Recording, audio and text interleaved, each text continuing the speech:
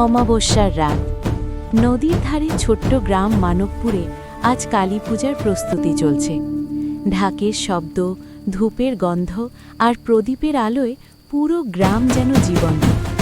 সেই গ্রামে থাকত অমাকা, এক শান্ত স্বভাবের মেয়ে, যে পুরনো গল্প আর লোককথা শুনতে খুব ভালোবাসত। দিদার কাছে সে শুনেছিল গ্রামের পুরনো বটগাছের নিচে নাকি এক সাধু বহু বছর আগে তপস্যা করতেন। পূজার রাতে সেখানে গেলে নাকি অদ্ভুত শব্দ শোনা যায়। কৌতূহল চেপে রাখতে না পেরে অমাকা সেদিন রাতেই চুপি চুপি বেরিয়ে পড়ল। চারদিকে কুয়াশা, দূরে মন্দিরের ঘণ্টা বাজছে। বটগাছের কাছে যেতেই হঠাৎ ঠান্ডা হাওয়া বইল, পায়ের নিচে শুকনো পাতা মচমচ করে উঠল। সে দেখল গাছের গোড়ায় মাটিতে একটা পিতলের প্রদীপ জ্বলছে, কিন্তু কে জ্বালালো?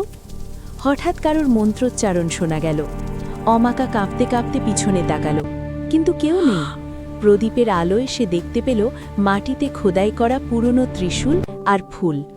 হঠাৎ ঢাকের শব্দ থেমে গেল, চারদিক নিস্তব্ধ। ঠিক তখনই কারোর গলা, ভয় পেও না। পরদিন সকালে গ্রামের লোকেরা বলল অমাকা নাকি অজ্ঞান হয়ে পড়েছিল, কিন্তু তার হাতে ছিল সেই পিতলের প্রদীপ। সে আজও ভাবে, সত্যিই কি সাধু ফিরে এসেছিলেন, নাকি সবই ছিল স্বপ্ন?